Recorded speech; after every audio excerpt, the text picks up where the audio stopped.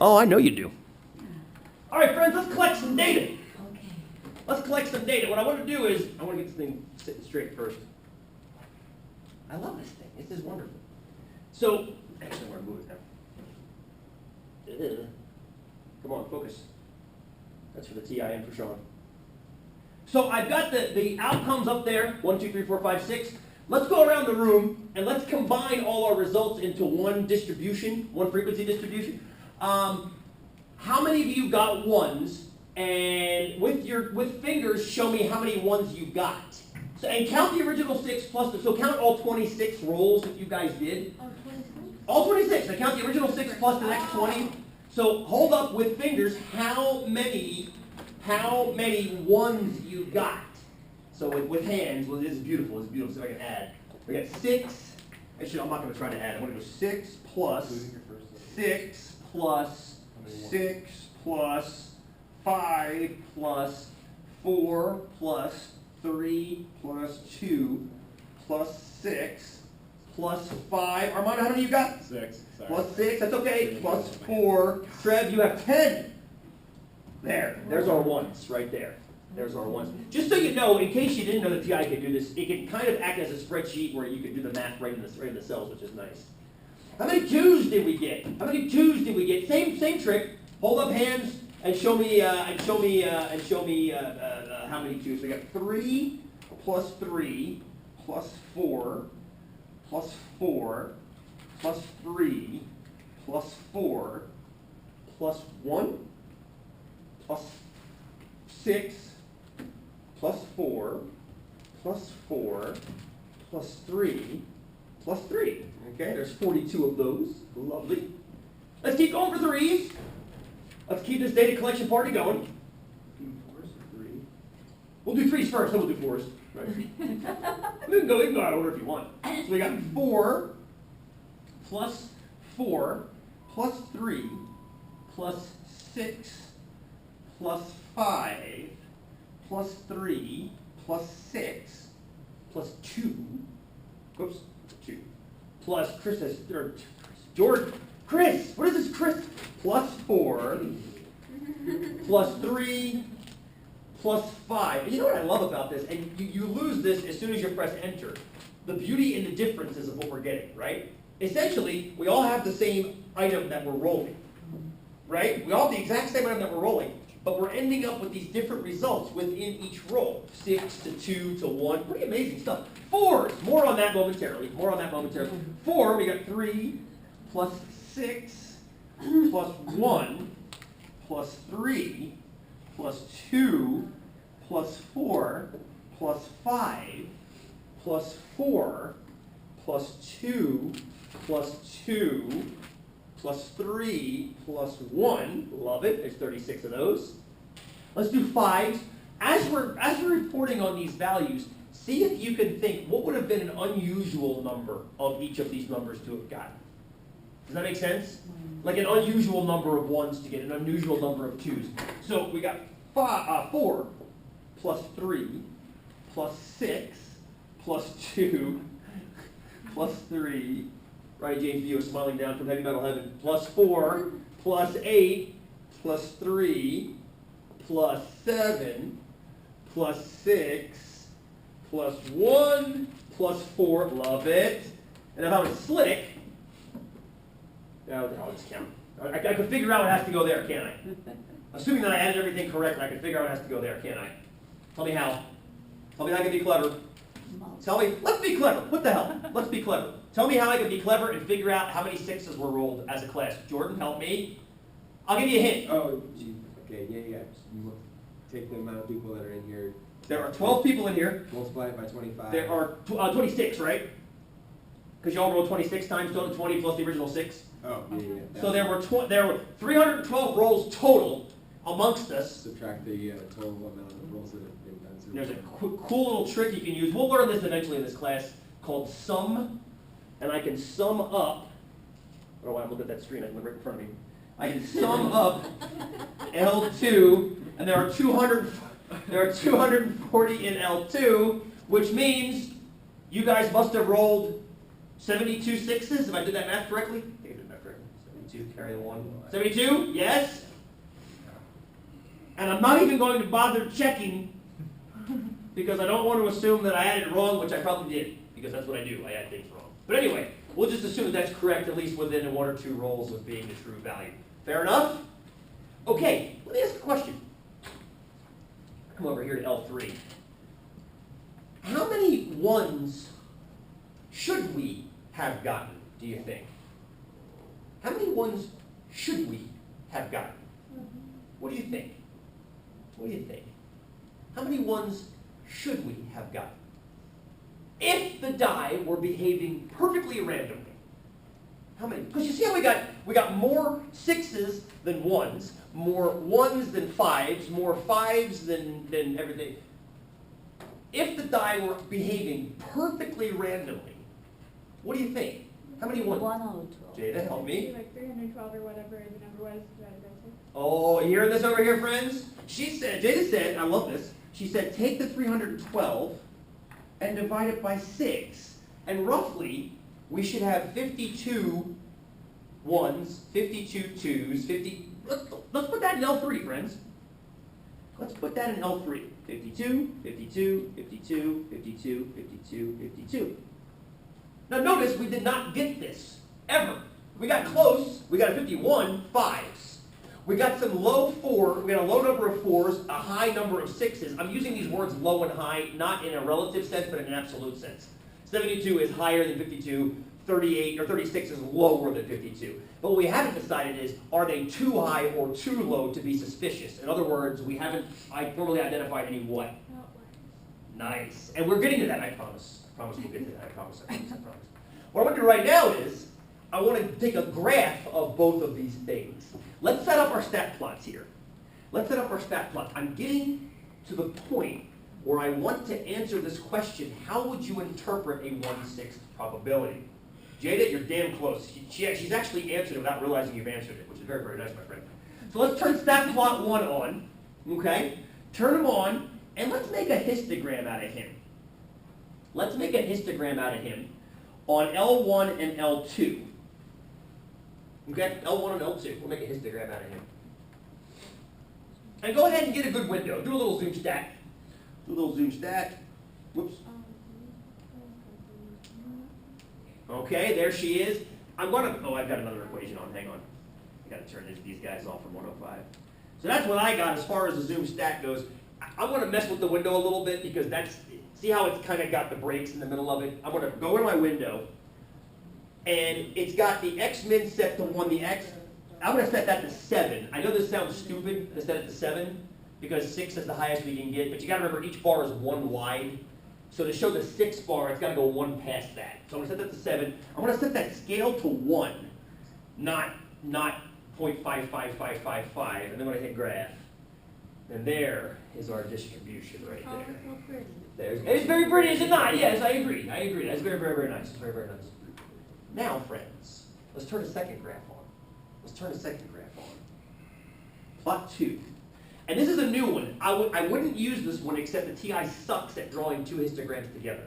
So let's turn him on and come on down to this guy right here. That's called a polygon or a line graph. It's essentially, what it is essentially, is it's a histogram but in line form. So you won't see like the bars, you'll see a dot where the top of the bar would be.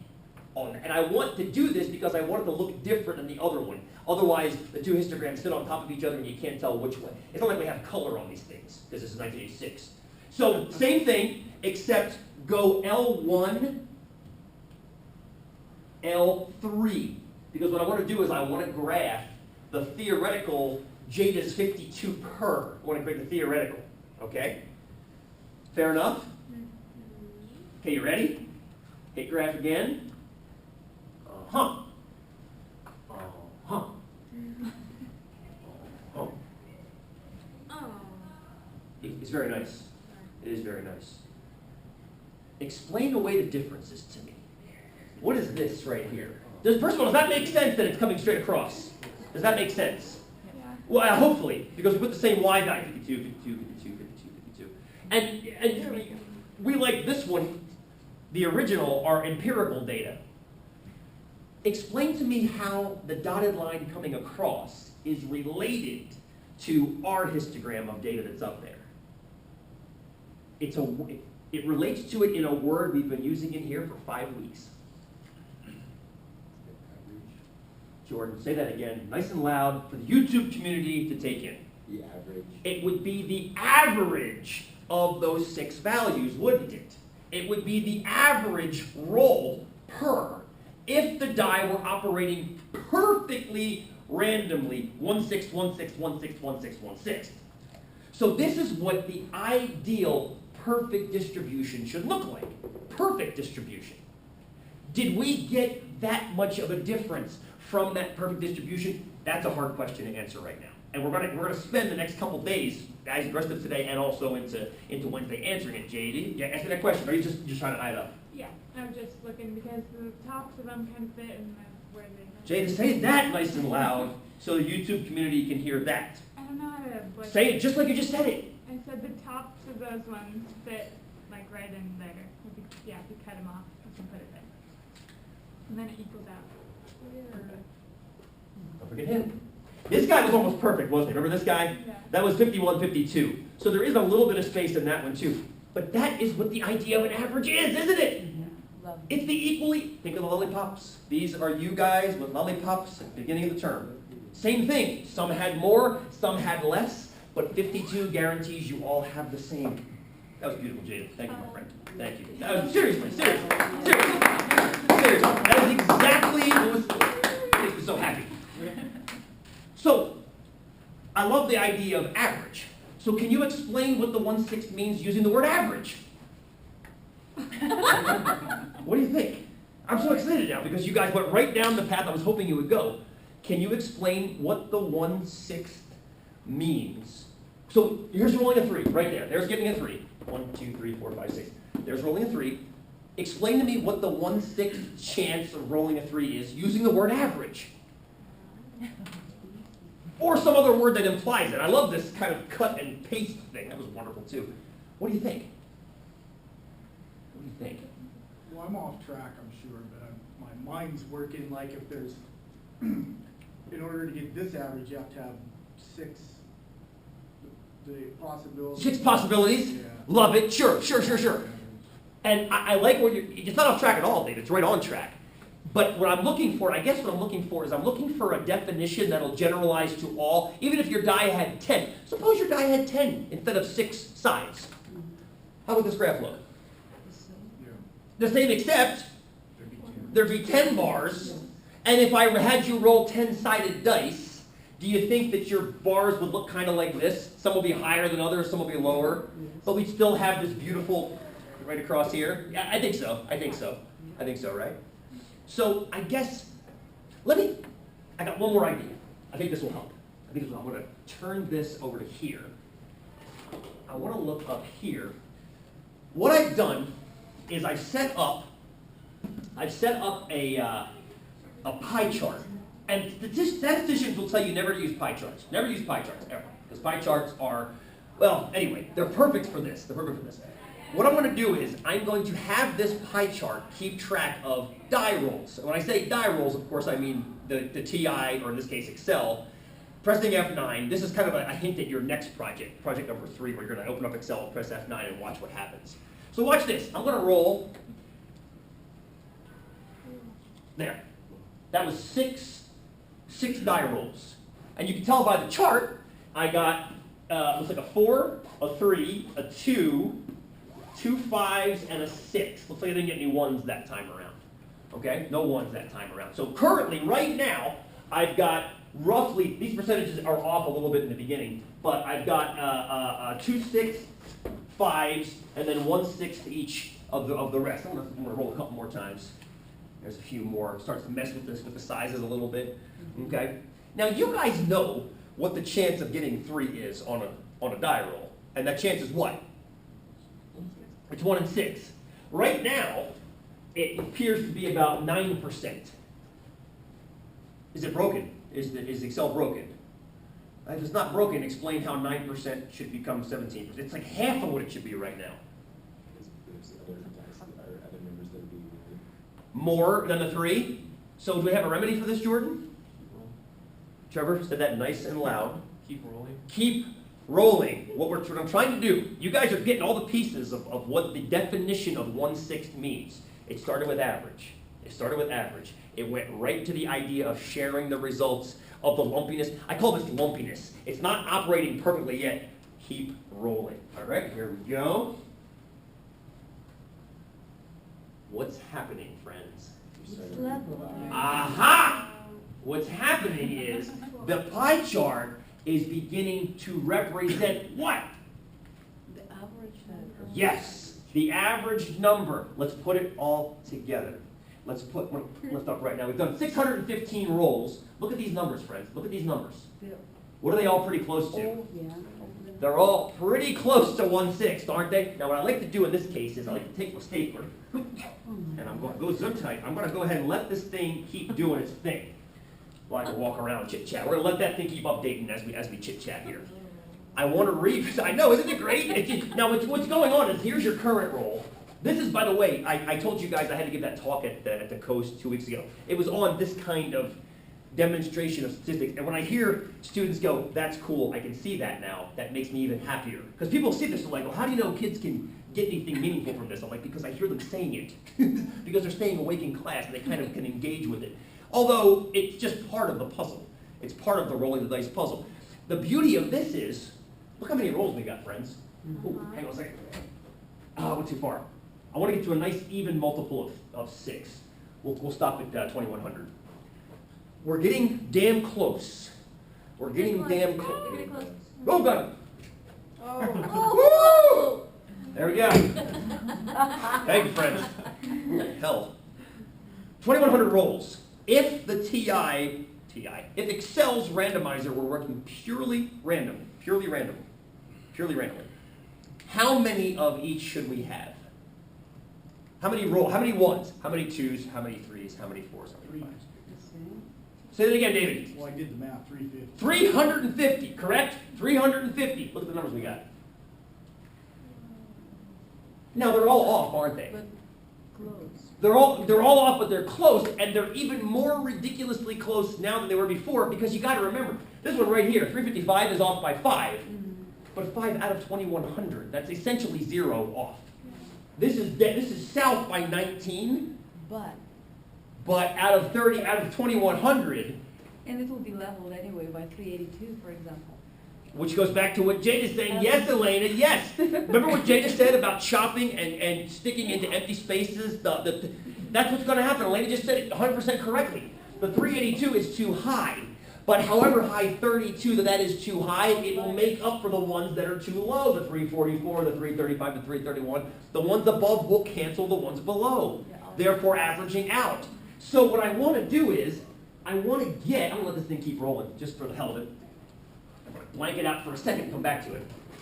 I want to come back to this definition of 1/6.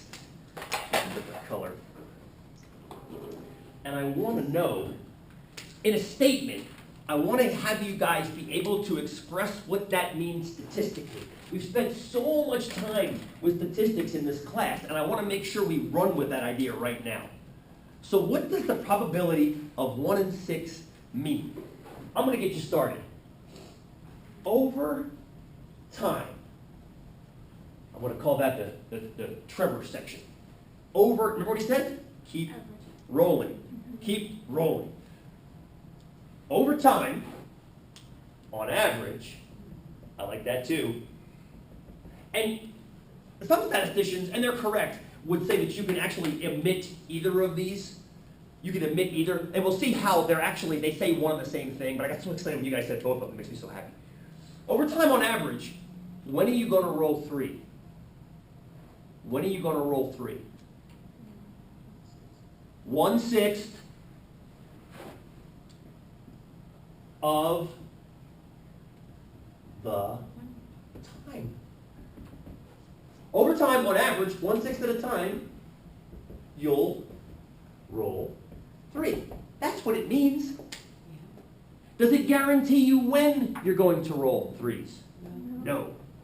It doesn't guarantee you when. So whenever you're at a casino, oh, I'm feeling hot. No, you're not. No, you're not. That's the margarita talking. You're not feeling hot. What all those dice promise you, all those dice promise you is that you are going to get 3 1/6 of the time. What else are you going to get 1/6 of the time? 4s. What else are you going to get 1/6 of the time? 5. What else are you going to get? Exactly. Exactly. That's what the 1/6 means. That's what probability always means. Think back to your first project. Jenny, go. No, I was just thinking you're giving gamblers hope. That's like. Am I? But careful. So many gambling games. I love this. Hopefully I'm educating them. Well, okay. So Jenny brings up a very, very good point called the gambler's ruin. Let's make up a game. Let's make up a game with an easy probability, flipping a coin. Okay? And let's say you can bet on heads. And if you flip the coin and you get heads, you win 2 to 1 what you bet. So let's say you bet $1. Bet $1. Okay, bet $1. Flip the coin. And let's say you get heads. Well, then you're going to get $2 back, which means you just won $1. And you can go home and yay, you won $1. Okay? But let's say you don't, which happens the other half of the time. So now you're down $1. What are you going to do? You're going to bet $2 and do it again. Now you're in the whole $3, aren't you? Yeah. But if you flip heads, you're going to win 4, which offsets the 3 that you're down, which means you still won $1. If you flip heads the second time. But what if you don't? Now you're going to bet 8. Excuse me, you're going to bet 4. You're going to bet 4. Now you're in the whole $7. But if you win, you'll get $8 back, which offsets the 7, which leaves you. So basically, I'm giving gamblers all the hope in the world to win exactly $1. It might cost you $8.5 million to win that $1. But I am giving. So yes, I like how you define hope. That's a very, very good job. I love it. I love it. I love it, my friend. What you have just done, my friends, is you very concisely and beautifully, I want to go to the sideboard over here because I'm going to leave all the stuff on the board right now. You have beautifully and concisely explained what is known as a probability distribution. Oh, you guys are awesome. A probability distribution. Yes, you have just analyzed the game rolling a single die extraordinarily concisely. So what we're going to do here, here's the probability.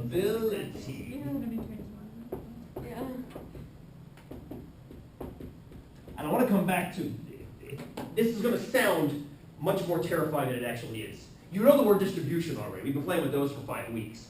But the word probability, we're now sneaking into it. So what we're going to have is we're going to have a column called an X column. And then we're going to have a column called a P of X column. Teeny tiny bit algebra here. Algebraic, algebra-y, whatever. Little teeny tiny bit algebra. Just in symbols. X is going to be called a random variable. I'll write that down momentarily. But it's going to be what you're interested in. In this case, this is going to be the number of pips on the die after you've rolled it. The number of pips on the die after you've rolled it. Now we know all the possible outcomes, don't we? When we roll a single die, what's going to be here, friends?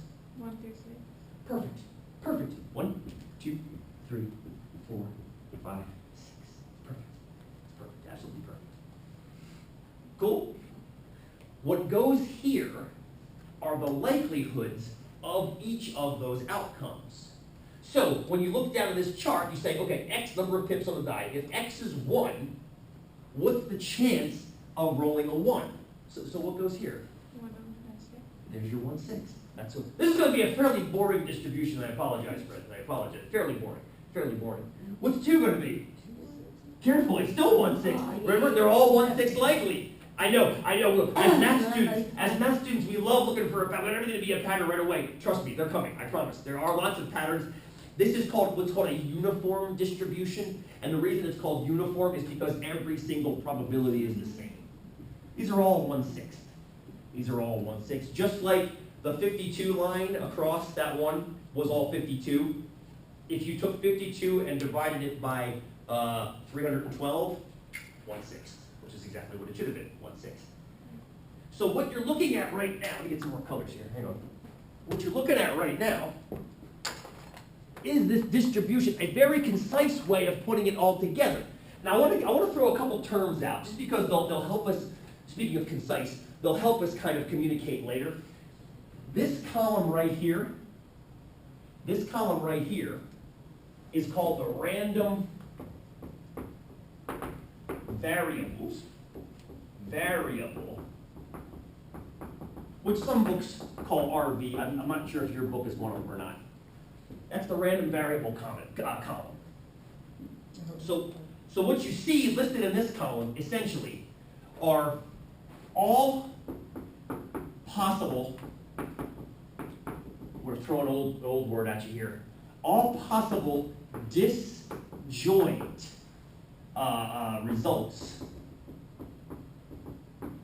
of an experiment. There are two words in there that I think serve us well to look at again. First is the word disjoint. What the hell does that word mean? They're not connected to one another. Say that again, all of this shit. Say it again, nice and loud. They're not connected to one another, so one result does not affect the other. Nice, which means if I roll a 2, I cannot roll a 1, nor can I roll a 3, nor a 4, nor a 5, nor a 6. They're exclusive. They exclude each other. If you get a 2, you cannot get anything else. If you get a 6, you cannot get anything else, and so forth.